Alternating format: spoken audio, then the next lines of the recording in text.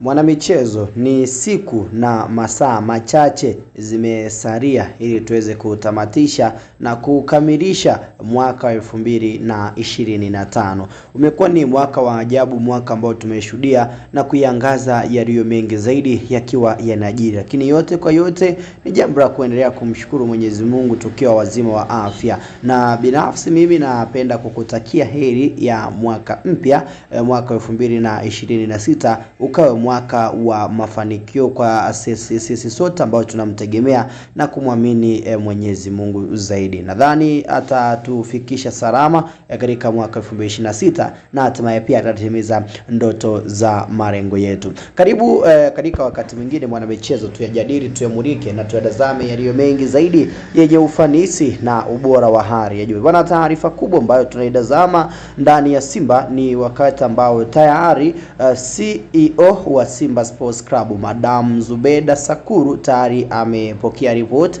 ya benchi la ufundi la Simba ambalo lipo chini ya coach Steve Becker sanjari na viongozi wenzake ambao wanaliongoza benchi la ufundi akiwemo Suleiman Matora. Ripoti hii ya Simba ni ripoti ambayo inaonyesha mambo mengi katika hili dirisha dogo la usajili ambalo tayari limefunguliwa, ikiwemo wachezaji wanaopaswa kusajiliwa, baadhi ya maeneo ambayo Simba wanapaswa kufanya improvement ya hali ya juu, kuongeza baadhi ya wachezaji ambao wao wanaamini ya kwamba utakuwa ni moja mtaji mkubwa ambao anakwenda kujivunia katika eneo hilo. Lakini pia upande wa pili ni upande wa ripoti ambapo inaeleza baadhi ya wachezaji ambao wanapaswa kuingia au kusajiliwa ndani ya Simba ili kuja kuongeza nguvu ndani ya kikosi hicho cha wekundu wa Msimbazi Simba, na baadhi ya wachezaji ambao wameshindwa kupata game time na wengine wamepata game time lakini wameshindwa kuwa na kiwango bora, wakiwa wanapaswa kutolewa kwa mkopo ili kupisha wachezaji wengine kuchukua nafasi zao, lakini pia nao kupata game time katika timu ambazo wanakwenda kusajiliwa. So ripoti ya Simba ukipitia ipo katika mafungu matatu: wanaoondoka kwa mikopo, lakini pia wanaosajiliwa. Ishu kubwa hapa ni wanaosajiliwa na wanaosajiliwa na wanaoondoka katika upande huo. Ikumbukwe mwanamichezo, kwenye dirisha dogo la usajili sote tunatambua ya kwamba hili dirisha dogo la usajili ambao huwa unafanyika tunasema ni usajili wa nipishe nipite. Yani usajili ambao huyu anachukua nafasi ya yule na yule anachukua nafasi ya huyu within nafasi mfano 12 za wachezaji wa kigeni.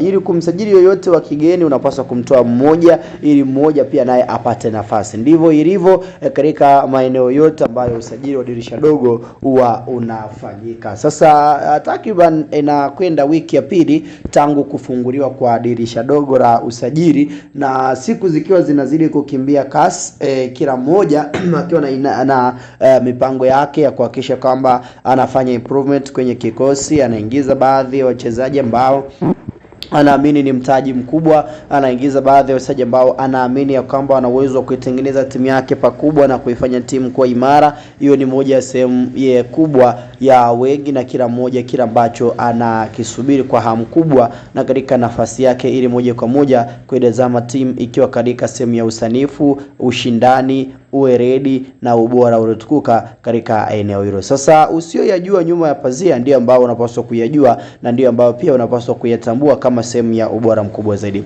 CEO Madam Zubeda Sakuru tayari kapokea ripoti hiyo kiufundi zaidi, ikiwa inaonyesha baadhi ya maeneo ambayo Simba wanapaswa kufanya maboresho makubwa. Ikumbukwe ripoti hii ameshirikishwa kwa 100% coach Steve Becker ambaye anawasili nchini Tanzania siku ya kesho. Lakini pia ripoti hii Suleiman Matora pia naye amehusika kwa kiwango na kwa kiasi kikubwa katika kuhakikisha kwamba Simba wanapata wachezaji wazuri ambao watakwenda kufanya vizuri na kuifanya timu hii kuwa imara, kwa sababu upande wa Suleiman Matora yeye ndiye ambaye amekaa na timu kwa muda mrefu zaidi, so anawajua wachezaji na anajua ya kwamba ni wapi ambako Simba inahitaji kufanya maboresho ili kufanya vizuri. Kumbuka bado Simba hawajakata tamaa katika upande wa michuano ya ligi ya mabingwa barani Afrika baada ya kucheza mechi mbili za mwanzo zote kupoteza, lakini bado wana mechi 4 mkononi ambazo wakishinda mechi 3 watakuwa na uhakika wa kufuzu, jambo ambalo wanaamini kwamba improvement katika kikosi chao inahitajika ili moja kwa moja kufanya vizuri zaidi. Sasa nikikupisha kwenye ripoti ambayo yupo nayo Madam Zubeda Sakuru na maeneo ambayo pia mwanamichezo unapaswa kuyajua, Simba eneo ambalo watafanya maboresho ni eneo gani? Unapaswa kujua, sio kwamba usajili watamsajili kila yoyote atakayemtaka, no. Usajili unakwenda kwa mipango ya kwamba now we need a center back, wanakwenda kumtafuta beki wakati we need a left back, wanakwenda kumtafuta left back beki namba 3. We need a holding midfielder, wanapaswa kwenda kumtafuta holding midfielder. Sasa katika upande huo ripoti ya mwalimu inaonyesha kwamba Simba wanapaswa kumsajili beki ambaye atakuja kucheza kama beki nambari 3. Simba, ripoti ya mwalimu inaweka wazi kwamba Simba wamsajili beki nambari 3. So benchi la ufundi la Simba likiongozwa na Steve Baka wanamhitaji beki nambari 3. Kumbuka upande huu wa Anthony Mrigo ndiye msaji pekee ambaye amesalia kucheza katika eneo hilo. Ikumbukwe Nabi Kamara ambaye ni kiraka tayari kahamishiwa kwenye jukumu jingine, ikiwa ni mara tu baada ya Alassane Kante kuwa na adhabu katika upande wa NBC michezo 5, lakini pia michezo 2 mtawalia upande wa ligi ya mabingwa pia nayo hatocheza kwa sababu nako huko ana adhabu. That means Nabi Kamara anatolewa kucheza namba 3 na kuja kucheza kwenye kiungo cha kati katika eneo la Alassane Kante. So no doubt Simba kwa vyovyote vile ni lazima wafanye maboresho katika eneo hili la beki nambari 3 ili wawe na msaji mwingine mwenye uwezo wa kusimama karibu upande wa Anthony Mrigo ambaye atakwenda kuongeza nguvu katika upande huu. Lakini pia Simba ripoti inaonyesha kwamba wanahitaji center back. Beki wakati anahitajika mwingine. Simba anamhitaji beki wakati mwingine ambaye atakuja kuongeza nguvu zaidi katika upande huu. Bado wachezaji kama Nango, wakina Shamu Karabwe bado hawajawa na kile kiwango ambacho Simba wanakihitaji.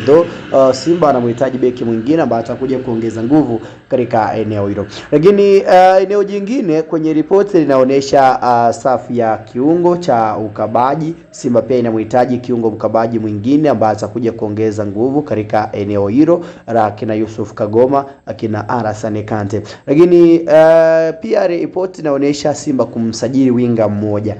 Winga mmoja pia anahitajika ndani ya kikosi cha kuna Simba kwa maana ya mchezaji mwenye uwezo wa kucheza namba 7 au 11. Kibu Dennis Prosper, Jean Share au Neo Maema, hawa wamekuwa ni sehemu ya usajili ambao umeshindwa kudeliver na kutoa kile ambacho Simba wanakihitaji. Na ripoti ya mwisho kwenye usajili inaonyesha nambari 10, nambari 10, kiungo mshambuliaji namba 10 anahitajika, au wakati mwingine pia Neo Maema hawajawa na performance nzuri, that why Simba wanahitaji kumpata mchezaji mwenye ukomavu, weledi, ubora mkubwa ili kuja kucheza katika eneo hilo la nambari 10. So namba 10 pia Simba wanahitaji. So hayo ni baadhi ya maeneo ambayo Simba wanahitaji kufanya maboresho makubwa kwenye idadi ya wachezaji ambao wanasajiliwa, lakini wanaoondoka nao tayari ripoti ilishawagusa, akiwemo Neo Jishpt Maema, Jean Share awa Shamu Karabwa sanjari na Joshua Mutare. Hao ni wachezaji wanne ambao tayari wametagetiwa kuondoka. Kama upande wa wachezaji wanaohitaji